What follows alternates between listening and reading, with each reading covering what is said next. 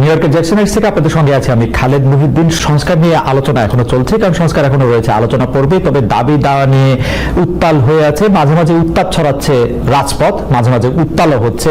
এসব নিয়ে কথা বলার জন্য, এসব দাবি দাওয়ার আসলে লক্ষ্য কতটা রাজনীতি, কতটা অধিকার আদায়ের রাজনীতি, এসব নিয়ে কথা বলার জন্য এখন আমাদের সঙ্গে আছে গণ অধিকার পরিষদের সভাপতি ও ডাকসুর সাবেক ভিপি জনাব নুরুল হক নূর। জনাব নুরুল হক নূর, আপনাকে আমাদের অনুষ্ঠানে স্বাগত জানাই। আপনিও আপনার অনেক ব্যস্ততার মধ্যে আমাদেরকে সময় দিয়েছেন, সেজন্য আমাদের শুভেচ্ছা ও কৃতজ্ঞতা জানবেন। আমাদের সাথে আরো থাকছেন বিএনপির আন্তর্জাতিক বিষয়ক সম্পাদক ব্যারিস্টার রুমিন ফারহানা।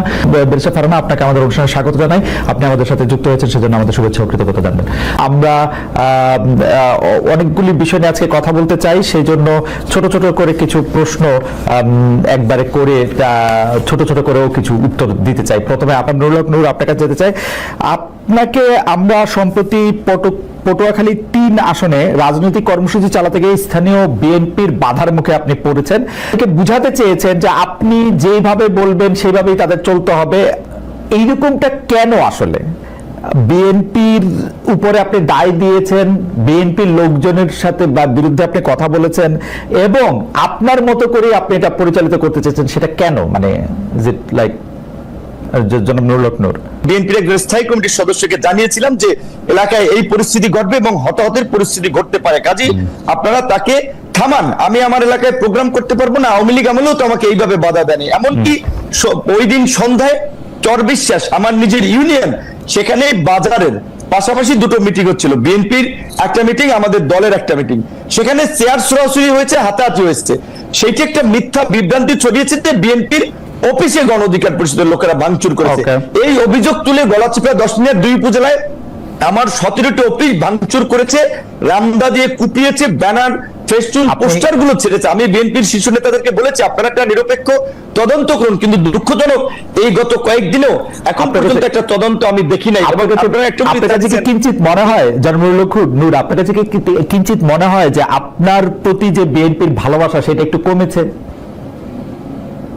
হ্যাঁ, হতে পারে, কারণ ধরেন বিএনপি আওয়ামী লীগের মতো বড় দলগুলোতে আওয়ামী লীগের সময় দেখেছেন না, একদিকে নৌকা একজনকে দিয়েছে, আবার স্বতন্ত্র আরেকজনকে দামি ক্যান্ডিডেট দাঁড় করিয়ে দিয়েছে যে তুমি যদি জয়লাভ করে আসতে পারো তাহলে ঘরের ছিলাম না ওয়েলকাম। এখন একদিকে হ্যাঁ রাজনৈতিক মিত্রতার জায়গাতে হয়তো বিএনপি আমাকে এই আসনে তারা সহযোগিতা করার কথা বলেছে, আবার দিকে তাদের দলীয় ক্যান্ডিডেটও মাঠে নামিয়ে আমাকে একটা বেইজ্জতি করার জন্য, লাঞ্ছিত করার জন্য বা হামলা মামলা করার একটা পরিবেশ তৈরি করেছে। আমি যতদূর জানি এটা একটা লোকাল এখানে বড় ধরনের একটা গ্রুপ এবং কেন্দ্রীয় কেউ তাকে সাপোর্ট দিচ্ছে। তো এবং এটা বিএনপির, আমি এইটুকু বলবো, টপ লিডার থেকে শুরু করে সবাই জানে। তো গত বছরের সেপ্টেম্বর থেকে এই পরিস্থিতি চলছে, যেহেতু তারা তো কোনো পদক্ষেপ নেয় নাই, তাহলে তো অবশ্যই এটা বোঝাচ্ছে যে বিএনপির কোনো অংশের সিগন্যাল ওইদিকে আছে, এটা তো বাস্তব। এরকম মন্তব্য করছেন যে আপনি কখনো অন্তর্বর্তী সরকারের প্রশংসা করছেন, কখনো কঠোর সমালোচনা করেছেন, বিএনপির বিরুদ্ধেও আপনার অবস্থান এক এক সময় এক এক রকম হচ্ছে। সেটা কি আপনার রাজনৈতিক সুবিধাটাই এখানে আপনি প্রধান বিবেচনায় নিতেছেন? কেউ আপনাকে সাবেক প্রেসিডেন্ট HM এরশাদের সাথেও তুলনা করছেন যে উনি যেমন একটা পার্টির নেতা হিসেবে রাজনৈতিক সুবিধা নেওয়ার জন্য তার অবস্থান পরিবর্তন করতেন, আপনার মধ্যেও কি সেটা দেখা যাচ্ছে কিনা একটু যদি মন্তব্য করতেন। অবশ্যই রাজনীতিতে প্রত্যেক রাজনৈতিক দল দেশ জাতির জন্য যেমন কাজ করতে চায়, নিজের পলিটিক্যাল পার্টির স্বার্থটাও দেখবে অবশ্যই, কারণ সে যদি পজিশনে না থাকে তাহলে সে কিভাবে কাজ করবে। তো অবশ্যই রাজনৈতিকভাবে আমরা আমাদের দলীয় একটা অবস্থান আমরা দেখবো যে এইখানে একটা জোটে গেলে আমাদের একটা ভিন্ন অবস্থানে থাকলে আমাদের রাজনৈতিক অবস্থান ঠিক হয়, আমরা মাসের জন্য কি করতে পারছি। আমরা শুরুর দিকে এই সরকারকে বলছিলাম যে এই সরকার 2 বছরের জন্য একটা জাতীয় সরকার করেন, 2 বছরের জন্য তারা করে নাই, যে কারণে আমরা পরবর্তীতে সরকারকে সেই 2 বছরের জন্য সাপোর্ট দেইনি। আমরা বলেছিলাম যে আপনার নির্বাচনের প্রশ্নে জাতীয় ঐক্যমত্যের ভিত্তিতে একটা নির্বাচনী রোড ম্যাপ দেন, অনেকদিন ধরে সেটা দেয় নেই, যে কারণে বিএনপির সাথে যেহেতু আমরা যুগপৎ আন্দোলন করেছি এবং আপনারা দেখেছেন আমার রাজপথের গত 7-8 বছরের ভূমিকা অনেক প্রবীণ রাজনীতিবিদদের 70 বছরেও এই দেশে ছিল না, এইটুকু আমরা চ্যালেঞ্জ দিয়ে বলতে পারবো। সেইখানে আমরা বিএনপির সাথে যেহেতু ছিলাম, যুগপৎ আন্দোলন করেছিলাম, বিএনপির সাথে আলাপ আলোচনায় বিএনপি বলেছে দেশের বাস্তবতায় তারা ডিসেম্বরের মধ্যে নির্বাচন চায়। আমরা আমাদের দলীয় পজিশন ছেড়ে বিএনপির পজিশন নিয়ে আমরা ডিসেম্বরে নির্বাচনের সরকারের চাপ তৈরি করেছি। এবং এই যে লন্ডনের যে বৈঠক হয়েছে, অবশ্যই লন্ডনের বৈঠক আর যাই থাকুক, এইটা বাংলাদেশের এই উত্তপ্ত রাজনীতির মাঠে আমি মনে করি কিছুটা হলেও পানি ঢেলেছে বা উত্তপ্ত পরিস্থিতি ঠান্ডা করেছে, এবং একটা অনিশ্চিত, একটা আপনি বলবেন সংঘাত কিংবা একটা অনিশ্চিত যে রাজনৈতিক পরিস্থিতি ছিল সেটাতে কিছুটা হলেও একটা নিশ্চয়তার পরিবেশ তৈরি হয়েছে। এবং বিএনপি একটা বড় রাজনৈতিক দল, তার প্রধান সেখানে, তার সাথে ডক্টর ইউনূস সরকার প্রধান, তার সাথে মিটিং হওয়ার ফলে আমি মনে করি দেশের স্থিতিশীলতা, রাজনৈতিক পরিবেশ এবং আগামী নির্বাচনের ক্ষেত্রে একটা ভালো ফলাফল পাওয়া যাবে। সেই ক্ষেত্রে জনাব নূর, একটা কথা আপনি একটু মনে রাখেন তো, ধরেন যদি লন্ডনে বৈঠক না হইতো, ডক্টর মোহাম্মদ ইউনূস বলছিলেন যে এপ্রিলের প্রথম ভাগে ইলেকশন হবে, বিএনপি দাবি করছিল ডিসেম্বর হবে, এখন এটা ফেব্রুয়ারিতে হবে, এই মানে প্র্যাকটিক্যালি তো ব্যবধানটা আসলে 2 মাসের বা 1.5 মাসের। এই 2 মাস বা 1.5 মাসের একটা সময়ের ব্যবধানের জন্য এত বড় উত্তপ্ত পরিস্থিতি সৃষ্টি হইতে হবে, সেইটাও বা কেন মনে হয়েছে? 10 মিনিট একটা ফুটবল খেলায় আমি অতিথি হিসেবে গিয়েছিলাম, সেই খেলার মঞ্চ আগের রাতে ভেঙে দিয়েছেন। আমি সেটি বিএনপির স্থায়ী কমিটির 2 জন হওয়ার পরেই আমার বেশ কয়েকজন লোকজনকে আমি স্পটে থাকা অবস্থায় হামলা করেছে। এবং সেদিন যে আপনারা ঘটনাটি সোশ্যাল মিডিয়াতে দেখেছিলেন, আমি গিয়েছিলাম, বিএনপিরই সাবেক এক নেতা, তিনি মৃত্যুবরণ করেছেন, শেষে আমার সাথে কাজ করেছেন, তো তার একটা স্মরণ সভায়, সেই স্মরণ সভা থেকে ফেরার পথে সেখানে প্রায় আপনার 3 কিলোমিটার রাস্তায় মাঝখানে কিছু বাজার আছে, বাজারে জনাব হাসান মামুনের সমর্থিত লোকেরা রাস্তায় গাছ ফেলে রামদা, বগি, চাপাতি, অস্ত্র সহ অবস্থান নিয়েছেন যে তারা এখানে গিলে আমাকে হত্যা করবেন বা আমার লোকজনের উপরে অ্যাটাক চালাবেন। তখন আমি সেটি পুলিশকে জানাই, পুলিশ আসে, প্রথমে এসপি পুলিশ পাঠায়, 2 গাড়ি পুলিশ পাঠায়, পুলিশ এসে হয়তো তারা রিপোর্ট করে এবং আমাকেও জানায় যে ভাই এখানে হাসান মামুনের যে লোকজন, তাদের যে প্রস্তুতি, আমরা কিছু করতে পারবো না, আপনি উপরে কথা বলেন। তার মানে উপরে কথা হলো, ওসি বলছেন, বুঝছি, তাহলে কি করতে হবে। আমি তখন পটুয়াখালীর সেনাবাহিনীর দায়িত্বে তাদেরকে জানালাম, তারাও 4 গাড়ি আসছে, পুলিশ 2 গাড়ি, সেনাবাহিনীর 4 গাড়ি, 6 গাড়ি আসার পরেও তারা আমার সাথে পার্সোনালি আলাপ করতেছিল, বলছে ভাই তাদের যে প্রস্তুতি, এখানে তারা রাস্তার পাশে ইট নিয়ে অবস্থান করছে, তাদের হাতে দেশীয় অস্ত্রশস্ত্র, আমরা এখানে কতজন লোক, আমরা এই আপনাকে এখান থেকে এই পথ দিয়ে নিয়ে যেতে পারবো না, আপনি বরঞ্চ অন্য পথ দিয়ে চলে যান। আমি বলছি কোথায় যাব? তারা বলছে আপনি উপজেলা শহরে যাবেন না, আপনি জেলা শহরে যান। বলছে আমার বাড়ি উপজেলায়, আমি কেন উপজেলা, এই জায়গাটুকু আমি কেন জেলাতে, এই জায়গাটুকু আমি যাই নাই, আমি এই জায়গাটুকু দেখতেছিলাম।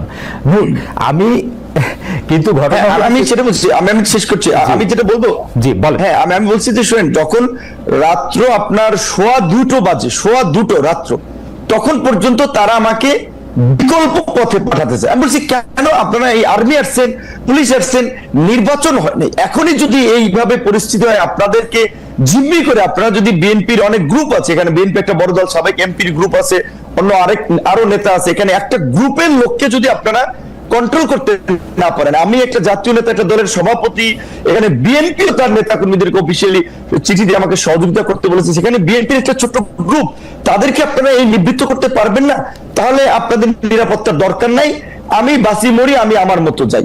যেই কারণে তখন আমি ওনাদের সাথে কথা বলে আমি আমার মতো রওনা দিয়েছিলাম। তো যাই হোক, মাঝপথে আবার আমাকে প্রশাসনের কর্মকর্তারা ফোন দিয়েছে, ভাই আপনি চাইেন না আপনার নিরাপত্তা আগে, আপনার কিছু হয়ে গেলে সেটা আমি একটু ছোট করে দিয়েছিলাম। আমি একটু ছোট করে বলি নূর, এইটা তো আপনি জাতীয় নেতা, আপনি একটা জায়গায় যাইতে চাইতেছেন, আপনি প্রশাসন এবং আইন শৃঙ্খলা বাহিনীর সাহায্য চাইছেন, প্রশাসন এবং আইন শৃঙ্খলা বাহিনীর সাহায্য, ওরা এসে দেখছে যে অনেকগুলি এখানে লোক সমাগম আসে এবং তারা যদি আপনাকে সেখানে এসকর্ট করে নিয়ে যাইতে হইতো বা তারা আপনার সঙ্গে যাইতে হইতো, তাহলে হয়তো অনেক হানাহানি, হতাহতের ঘটনা ঘটতে পারতো। সেইটা এড়ানোর জন্য তারা আপনাকে খুবই বিনীতভাবে অনুরোধ করছে যে আপনি ঘুরে এই রুটটা আপনি এই মুহূর্তে ব্যবহার করেন না। এইটা আপনি তখন আমাকে জেলা, উপজেলা শহর থেকে ছেড়ে জেলা যেতে বলছে, উপজেলা থেকে ওই পথটা ব্যবহার করতে না বলছে, ওই পথটা কেন পালিয়ে যাব, ওই পথটা কেন ওই পথটা ব্যবহার করতে, আমার উপজেলা শহর থেকে আমি পালিয়ে জেলায় যাব। আপনার কাছে কি আপনি আর্মি পুলিশের কাছে, জনাব নূর, আপনি কি আর্মি বা পুলিশের কাছে এই দাবি জানাতে চেয়েছিলেন যে আপনি ওইখান দিয়েই যাবেন এবং দরকার হলে 10টা 20টা 50টা গুলি করে মেরে তারপরেও যাবেন, মানে এই গত সরকারের আমলে সেনা সরকার না, এখানে তো মারামারির তো কোনো কেস হয় না। ওনারা যদি জাস্ট সিম্পল ভাবে যদি ওদের সাথে কথা বলে বলতো যে এখানে তারা যাবে, আপনারা এখানে পথটা ছেড়ে দেন, কারণ আমার তো রোধ করার তাদের অধিকার নাই। আপনার কাছে তো একজন আপনি সন্ত্রাসীর কাছে পরাজয় বরণ করবেন, তারা আপনার রাস্তাঘাট অবরোধ করে আপনার কেন? কাছে আমি কি কাউকে মার্ডার করেছি? আমি কি সেখানে চাঁদাবাজি করতে গেছি? আপনার কাছে আমি একটা রাজনৈতিক কর্মসূচিতে গেছি, আপনার সেখানে কাছে- কেন তারা আমাকে অবরোধ আপনার করবে? কাছে এটাই তো কি- তাদের অপরাধ। আপনার কাছে কি মনে হয়েছে তারা কেন কথা বলে তাদেরকে রাস্তা থেকে সরিয়ে দেন নাই? প্রশ্ন- এখানে আমি যতদূর জানতে পেরেছি তারা বলেছে ডিসি সাহেবের অনুমতি নাই। যেটা আমি বলছিলাম, এখানে জনাব হাসান মামুন ছাত্র দলের নেতা ছিলেন, ডিসি হচ্ছে তার কর্মী ছিলেন বোধহয়, এবং জনাব হাসান মামুনের ওয়াইফ একজন ডিসি, তিনি বগুড়াতে বর্তমানে ডিসি আছেন। তো তাদের কলিগ, সেই সুবাদে ডিসি সাহেব, আমি এর আগেও ঈদের সময়, গত ঈদের সময় আমি এটা এই তার মানে কমিটি হচ্ছে কাজ যে- করে তাদেরকে অভিযোগ করেছিলাম। আমি সার্কিট হাউসে ছিলাম, আমি একটু বলি, আমি সার্কিট হাউসে ছিলাম, আমার রুমের কথোপকথন গোপনে ভিডিও করে ডিসি হাসান মামুনের কাছে পাঠিয়েছি। ডিসি সাহেব অনুমতি না দেওয়ায় পুলিশ ওখান থেকে আমাকে, তারা উপজেলা শহর থেকে ছেড়ে আমাকে জেলা শহরে চলে যেতে এটা তো- বলছে। যে এলাকায় তখন একটা বার্তা চলাবে যে বিপিনুর পালিয়ে গিয়েছে বা হাসান মামুনের কর্মীরা তোপের মুখে এলাকায় থাকতে পারেনি। এটা তো- আমি এটা তো করতে পারি না, আমার একটা ব্যক্তিত্ব রাজনৈতিক অবস্থা আছে না। রাইট, এটা তো ভয়ঙ্কর অভিযোগ। মানে আপনি কি মনে করেন যে একজন একজন হ্যাঁ। একজন একজন মানে বর্তমানে যিনি চেয়ারে বসে আছেন, কর্মরত জেলা প্রশাসক আপনাকে সার্কিট হাউসের রুমে আপনার অজান্তে ভিডিও করে সেটি আবার আরেকজন রাজনীতিবিদের কাছে দিয়েছেন, এই অভিযোগ আপনি করছেন, তো ভয়াবহ অভিযোগ। কিন্তু আমার প্রশ্ন হচ্ছে যে আপনি কি এখনো মনে করেন যে এটা শুনেন, রেজওয়ানা আপা, আপনি আসিফ নজরুল স্যার, উপদেষ্টা আসিফ নজরুল, রেজওয়ানা, সালেউদ্দিন সাহেব, 3 উপদেষ্টা, জনপ্রশাসনের মোখলেস সাহেবকে আমি গত ঈদে, ক্যাবিনেট সেক্রেটারিকে, সবাইকে আমি অবহিত করেছি বিষয়টি। এবং এই ডিসির মূলত আশকারাতি, তারা আমাকে এলাকায় একটা অপদস্থ করতে চেয়েছে, রাজনৈতিক ভাবে আমাকে পরাজিত করতে চেয়েছে, মানুষের কাছে ছোট করতে চেয়েছে, এবং এর সাথে এই ডিসির একটা ইনভলভমেন্ট আছে। যে কারণে তখন আমি প্রশাসনের আরো উপরে কথা বলেছি যে আমাকে যেন এইখান থেকে যাওয়ার একটা ব্যবস্থা করে দেয়। আমি কেন আমার উপজেলা শহর ছেড়ে আমি জেলা, আমি বুঝতে পারছি। তার মানে কি এই যে এই পাওয়ার গেমটা চলতেছে, আপনি কি মনে করেন যে হাসান মামুন সাহেব যার বিরুদ্ধে আপনি অভিযোগ করছেন, উনি কি বিএনপির হয়ে পাওয়ার প্র্যাকটিস করছেন, নাকি উনার নিজস্ব যোগাযোগের মাধ্যমে, উনার স্ত্রীর কথা বললেন, অন্য যোগাযোগের কথা বললেন, এটা কি বিএনপির কে আপনি অ্যাকিউজ করছেন? এখন যেহেতু ধরেন, এটা আপনি জানেন, বিএনপি আওয়ামী লীগের মতো দলগুলোতে পদে থাকলে নেতার পিছিয়ে মৌমাছির চাকের মতো লোক থাকে, পদে না থাকলে 5 জন লোক তার পিছনে হাঁটে না। তো তিনি কেন্দ্রীয় নির্বাহী কমিটির সদস্য, সেই সুবাদে তিনি মনোনয়ন চান, এলাকায় একটা গ্রুপ তার পক্ষে আছে, তো স্বাভাবিকভাবে তিনি তার রাজনৈতিক পদবি ব্যবহার করি। এবং আমি আপনাকে এইটুকু বলি, এই ঘটনা ঘটবে এটা আমি যখন জানতে পারি, আমি দুপুরবেলা, আমি আপনার এখানে নাম না বললাম, নূর, আমরা আপনার কাছে পরে আয়শা একবারে শুনি এই ব্যাপারটা নিয়ে। আপনি আপনার মন্তব্য করেছেন আসলে কেন এটা হয়েছে। আমি অন্য একটা জায়গা থেকে একটা ব্যাপার আপনি বিশ্বাস করতে চাই। আপনি নিশ্চয়ই দেখেছেন যে এরকম কথাও হয়েছে যে লন্ডনে ডক্টর ইউনূস এবং জনাব তারেক রহমানের মধ্যে যে বৈঠক হয়েছে, এর একটা বড় কারণ হচ্ছে এই সরকারের নানা ব্যর্থতা, আমি বলবো না, কনফ্লিক্ট অফ ইন্টারেস্টের জায়গা থেকে সরকার অনেক কিছু করেছে যেটা আসলে সে পরে তারে এটা